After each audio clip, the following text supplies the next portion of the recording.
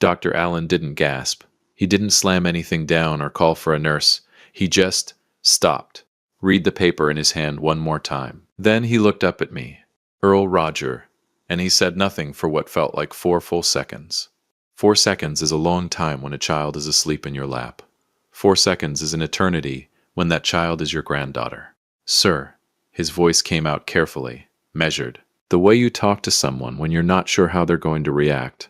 How long has she been drinking this juice? Ruby, 7 years old as of last Friday, the birthday girl I'd let down, was dead asleep against my shoulder. Not napping, not dozing. Out. The kind of sleep that doesn't belong on a Tuesday afternoon at 4 p.m. in a pediatric clinic off Poplar Avenue in East Memphis. I looked at her little face, then back at Dr. Allen. I don't know, I said. That's why we're here. Welcome to Dad's Raw Revenge. Get comfortable. And remember, the people in these stories had every chance to behave themselves. They just chose wrong. Drop a comment, hit that like button, and make sure you're subscribed. Trust me, you're going to love it here. Let me back up. 2 hours. Same day. Ruby's birthday had been the Friday before, October 11th. She turned 7. I missed it, not because I didn't want to be there. Not because I forgot. I'd been flat on my back with a bad knee that whole week. The same knee I'd been arguing with since 2019. And by the time I felt human enough to drive, the party was over, the cake was gone, and my granddaughter had turned 7 without me in the room. That bothered me more than the knee ever did. I kept picturing her at the table, candles lit, looking around for me. So Tuesday, October 14th, around 2:15 in the afternoon, I dressed up, loaded that big purple gift bag into my passenger seat, and drove from my place off Exeter Road in Germantown out to Collierville. The plan was simple. Drop off her gift, take her for ice cream, let her tell me everything about her party that I missed, every detail, every gift, every kid who showed up, and just be present, just be Grandpa. 3 days late. But I was going to make it right. Funny how the most ordinary intentions turn into the most extraordinary days. I arrived and rang the bell. Vanessa answered. Phone in her hand, barely looked up. Hey Vanessa, brought something for the birthday girl. I know I'm a few days late. She's upstairs. She stepped back to let me in, already walking away. I've got a call. I stood in the entryway for a second holding that purple bag, feeling exactly like what I was. A grandfather who'd missed his granddaughter's birthday, showing up 3 days later trying to patch it with a stuffed animal. Real smooth, Earl. I headed upstairs. Ruby's room is the second door on the left. She painted a sign for it herself. Pink letters. Ruby's room. Knock, please. I knocked again. Ruby bug. It's Grandpa. Silence. Then shuffling. Then the door opened and Ruby stood there and I felt something cold move through my chest. She looked wrong. Not sick wrong. Not fever and runny nose wrong. She looked heavy, eyes slow, a little unfocused, like she was looking at me through water. Grandpa. She smiled, but it came out delayed, like a text message that took too long to send. Hey, birthday girl. I kept my voice easy, crouched down to her level. Sorry I missed your party, bug. You still celebrating? Mm-hmm. She leaned against the doorframe. I'm just sleepy. Sleepy. I glanced at my watch. It's 2 in the afternoon.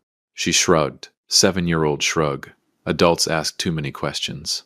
I stepped inside and sat on the edge of her bed. Gave her the bag. She opened it slower than any 7-year-old opens a present, I'll tell you that much. And when she pulled out her gift, the elephant, she smiled. Real this time. Wide and warm and completely her. I'm gonna name her Grace, she said. That's a perfect name. She held Grace up and looked at her for a moment the way kids study things they already love. Then she set her gently on the pillow, right in the center like she'd been saving that spot, and got quiet. That particular quiet kids get when they're working themselves up to something. I waited. She looked up at me, really looked at me, the way she only does when she wants to make sure no one else can hear. And she leaned in close, both small hands on my knee. My heart already knew. My brain just hadn't caught up yet. Grandpa, she whispered, can you ask Mommy to stop putting things in my juice? It makes me feel sleepy and I don't like it. The room didn't spin. My heart didn't explode. I didn't grab her by the shoulders and ask her to say it again. I just nodded. Once. Slow. Like she'd told me the most ordinary thing in the world. Okay, baby. I stood up. held out my hand. Let's go for a little ride. I want you to understand something about me.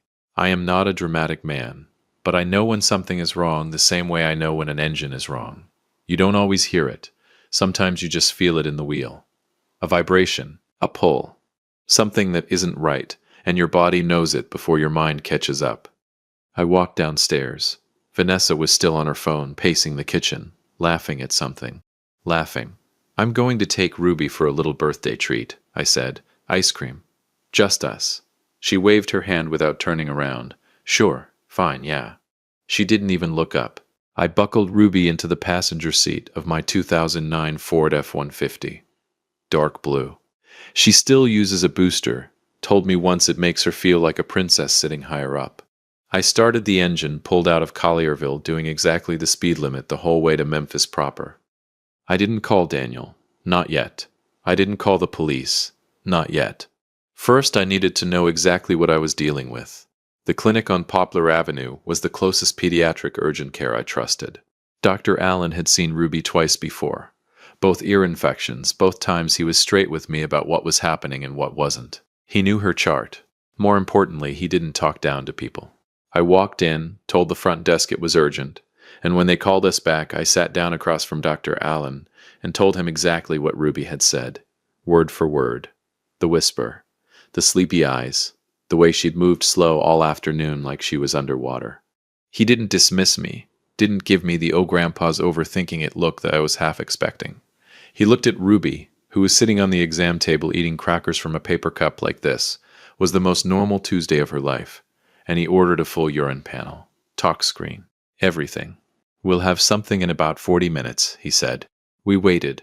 At the 30-minute mark, Ruby climbed off the table, curled up against my arm in the chair, and fell asleep. Just went out. Like someone turned off a switch. I sat very still, and I stared at the wall, and I thought about Ruby standing in that doorway, slow-eyed, leaning like she needed the doorframe to hold her up. I thought about the fact that I almost didn't come today, that I almost waited until the weekend. What if I'd waited until the weekend? The door opened. Dr. Allen walked back in. He was holding the results sheet. He looked at it, then he looked at me, and he stopped. 4 full seconds. I counted. Then, "Sir, how long has she been drinking this juice?" "What's in it?" I asked. He sat down, turned the paper around so I could read it myself. Diphenhydramine. You might know it better as Benadryl.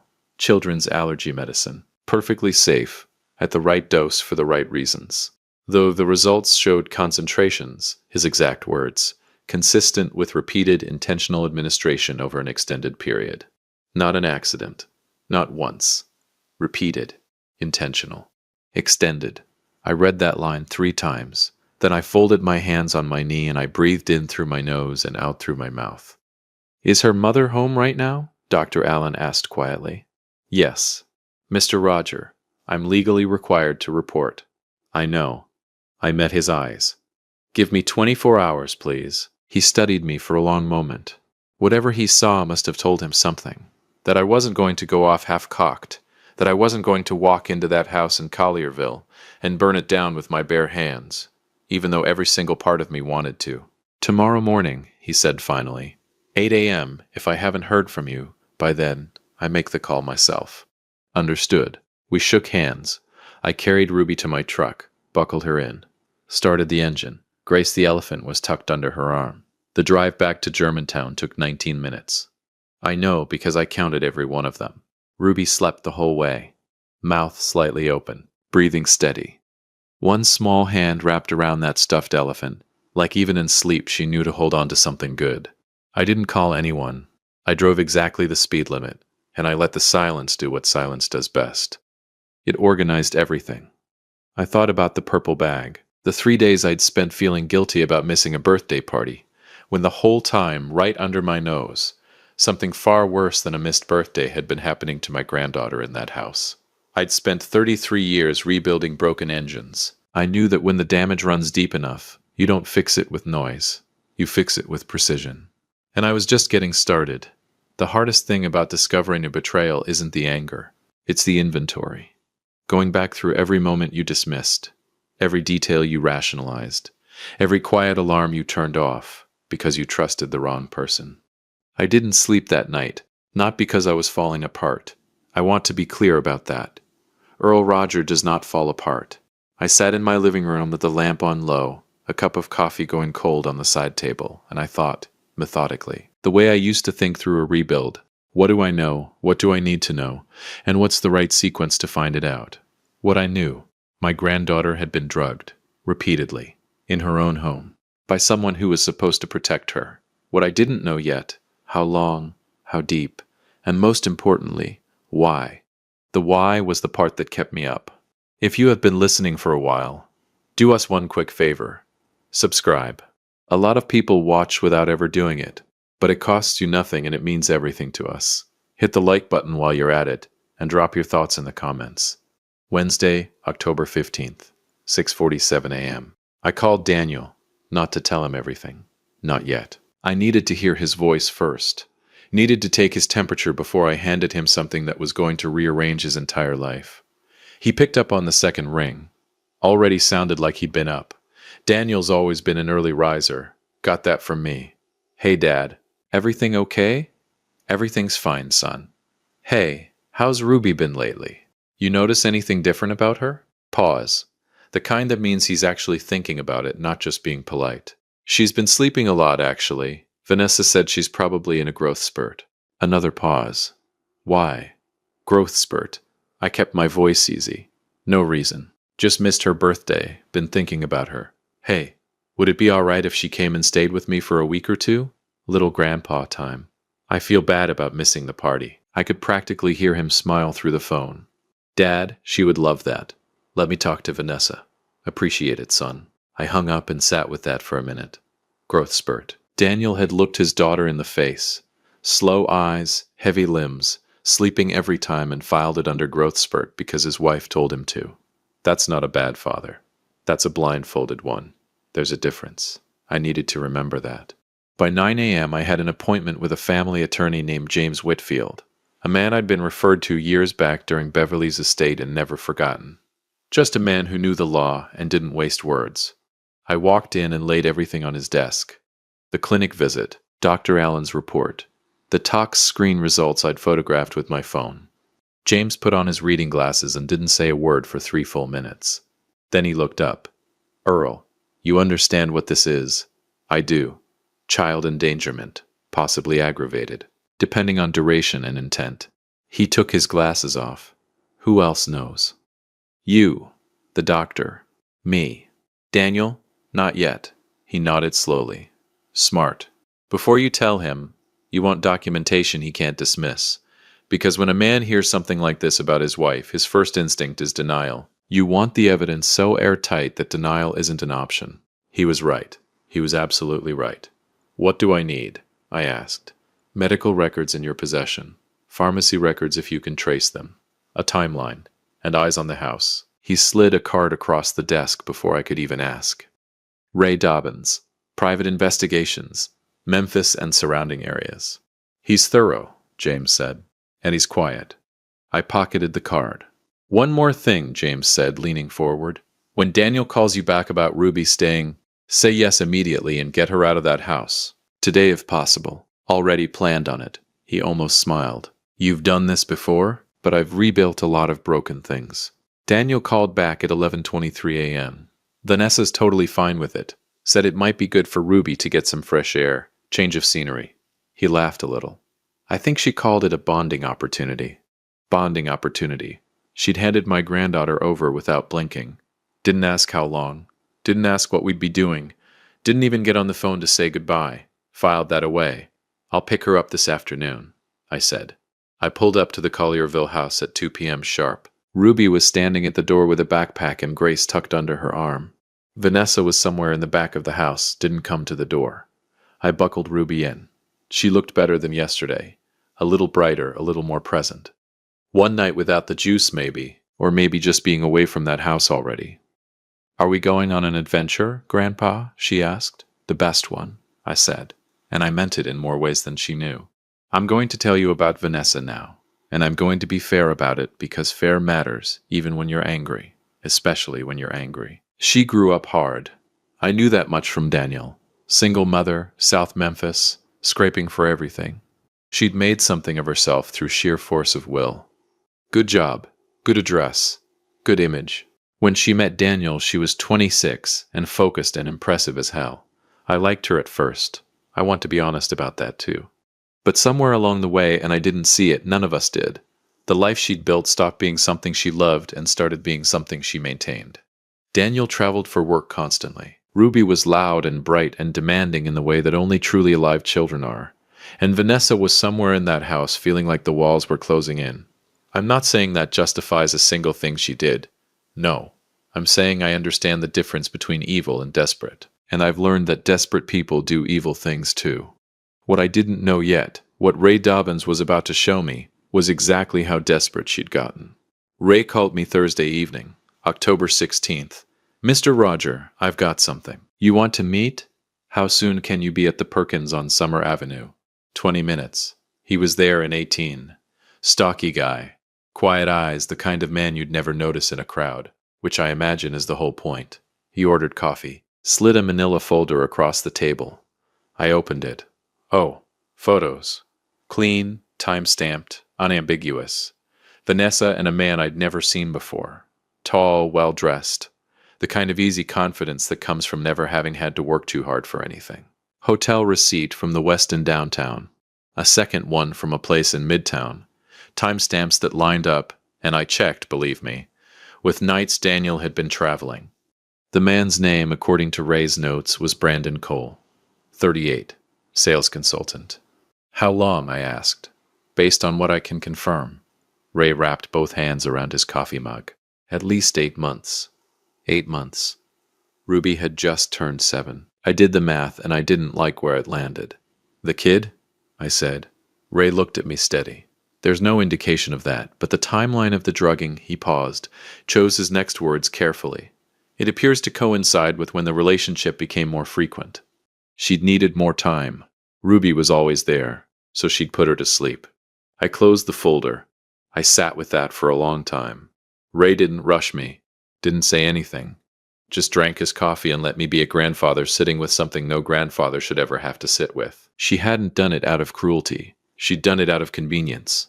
And somehow that was worse. What does Brandon Cole know? I asked finally. Ray set his mug down. That's the thing. He knows about Ruby. He's been told she's a difficult kid. He paused. He's never asked a follow-up question. Coward. 2 of them. 2 adults in that house. 1 by marriage, 1 by choice. And neither one of them had looked at a 7-year-old girl and asked a single question worth asking. And then there was Daniel, my son, working himself to the bone, trusting completely, missing everything. I paid for the coffee, stood up, tucked the folder under my arm. Ray, I said, I'm going to need everything documented. Dates, times, locations, airtight. Already working on it, he said. Good man. I drove home on Summer Avenue with the windows down. October in Memphis has its own smell. Something between cut grass and coming cold. That last breath of warmth before the season turns. Ruby was at my house, asleep in the guest room.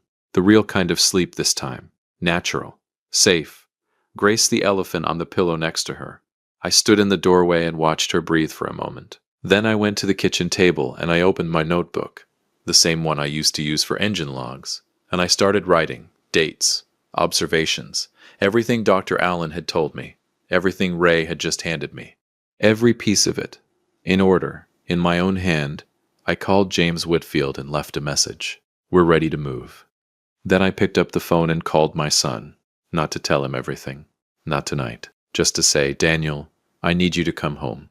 Daniel showed up Friday evening, October 17th, around 6:30 p.m. He pulled into my driveway in that silver Audi he loves, and walked up to the door looking like a man who thought he'd been called home for dinner. Relaxed, unbothered, jacket over one arm. He had no idea. Ruby was already asleep in the back bedroom. I'd made sure of that. What was about to happen at this table was not for 7-year-old ears. Not tonight. Not ever, if I could help it. I'd cooked pot roast, cornbread, the same meal I made for Daniel every time life handed him something hard. When he failed his junior year exams, when his first business fell apart at 29, he didn't know it was a ritual. I'd never told him, but I'd done it every single time. Some things you do without explanation. You just do them. He came in, hugged me, Looked around. Something smells good. Where's Ruby? Asleep already. She's been doing better. Getting her color back. He smiled. Good. She needed this. He sat down at the table. So what's going on, Dad? You sounded different on the phone. Eat first, I said. He gave me a look. The same look he's been giving me since he was 12. The one that says you're being weird. But he picked up his fork. We ate. I let him finish. I let him have the cornbread and the second helping and the glass of sweet tea. I let him be comfortable one last time before I changed his life. Then I stood up, went to the counter, and I put 3 things on the table in front of him. The medical report, the pharmacy records James had helped me trace, Ray's folder. I sat back down and I didn't say a single word. Let the evidence do the talking, Earl. You taught him that. Daniel looked at me, then at the papers. He picked up the medical report first, slowly, the way you pick something up when you're not sure you want to know what it is. He read it. I watched his face. It didn't explode, didn't crumple. It just went still. The way a pond goes still right before something breaks the surface. He set it down, picked up the pharmacy records, read those too, set them down. Then he opened Ray's folder. The photos were on top. He closed it after the first 2. The kitchen was so quiet I could hear the refrigerator humming. Then Daniel stood up, very slowly, very controlled, and he said, "Excuse me for a minute." And he walked down the hallway to the bathroom and he closed the door. I sat at that table and I waited. Take your time, son. Take all the time you need. He was in there for a long time. Long enough that I refilled my own glass of tea. Long enough that the kitchen clock ticked through 7 full minutes. When he came back, his eyes were red. Voice was steady. He sat down, looked at the folder without touching it. Then he asked, "Does Ruby know what was in the juice?"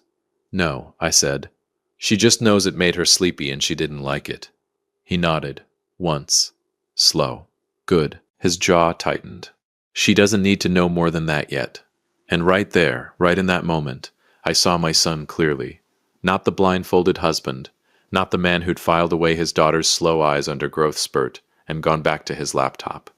The father, the real one, underneath all the travel and the busy and the trust he'd extended to the wrong person. He was still in there. He just needed someone to hand him the truth. "How long have you known?" he asked. "Since Tuesday." He looked up. "You've been sitting on this since Tuesday. I needed it airtight before I brought it to you. Didn't want to hand you something you could talk yourself out of." He was quiet for a moment. Then, and I wasn't expecting this, he let out a short, humorless breath that was almost a laugh. "You rebuilt the whole engine before you showed me the damage. Force of habit," I said. He looked at the folder one more time. Then he pushed it to the side and pulled out his phone. "I need James Whitfield's number," he said. "That's my son." Daniel didn't confront Vanessa that night. Or Saturday. He spent the weekend at my house, sleeping in his old room, eating breakfast with Ruby, watching her carry Grace around the kitchen while he drank his coffee. Just watching her. Storing it up. Sunday he drove back to Collierville. Alone. He'd spoken to James twice. Moved money into a separate account Saturday morning. Photographed documents in the home office. Done everything methodically, carefully, without a single unnecessary move. He learned that from somewhere. Monday morning, October 20th. He waited until Ruby was at school. I'd driven her myself, signed her in, made sure she was safe, and then he walked into that kitchen in Collierville and he sat down across from Vanessa at the same table she'd photographed for social media with the caption "Sunday mornings." The one with the good light and the coffee mugs arranged just so. He told me everything that evening, word for word, and I'm going to tell it to you the same way. She was on her laptop when he came in, looked up, smiled. Normal Tuesday morning. He sat down across from her and he slid the medical report across the table. She looked at it, looked at him, and he watched the smile dissolve in real time. She started talking immediately. That was her first mistake. She went straight to explaining instead of asking what he already knew. "Daniel, I can explain. She was having trouble sleeping and I just..." He let the silence sit there for a full 10 seconds. Then he reached into the folder and put the pharmacy records on the table, then the photos. She looked at the photos of herself and Brandon Cole and she went completely still. "I trusted you," Daniel said, his voice never raised. "Not once. With my daughter, with my house, with my name." He stood up. "You used all 3. Daniel, please. Ruby is my daughter too. I love her. I would never." You drugged her, still calm, still steady, for months, so you could have more time with him. He picked up his keys from the counter. Whatever story you need to tell yourself about that, that's yours to carry, not mine. He walked to the door. She said, "Are you going to take her from me?" He stopped, turned around one last time. "You did that," he said, "not me." And he walked out. I want to tell you how it ended, not the dramatic version, the real version. Because real justice doesn't come with a soundtrack. It comes with paperwork and court dates, and a whole lot of waiting. But it comes. Full custody awarded to Daniel. 60 days after he walked out that door, Vanessa's attorney tried to argue stress, mental health, extenuating circumstances. James Whitfield put Dr. Allen on the record, put the talk screen in front of the judge, put the pharmacy records, 7 months of purchases, traced and documented, on the table. The judge didn't need long, supervised visitation only, pending a full CPS investigation, child endangerment charges filed by the DA.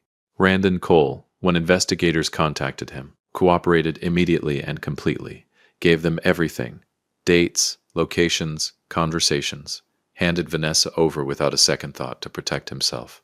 The coward served justice one final time. The house in Collierville sold in a divorce settlement that left Vanessa with considerably less than the life she'd curated so carefully. The Instagram page went quiet. The seasonal wreath stopped changing. The stone mailbox belonged to someone else by December. Not with an explosion, not with a scene, with paperwork, the way real things end. If you enjoyed this story, join our community by hitting that like button and subscribing for more real, raw, and family-centered stories. And as always, thank you for being a part of Dad's Raw Revenge. I will see you on the next one.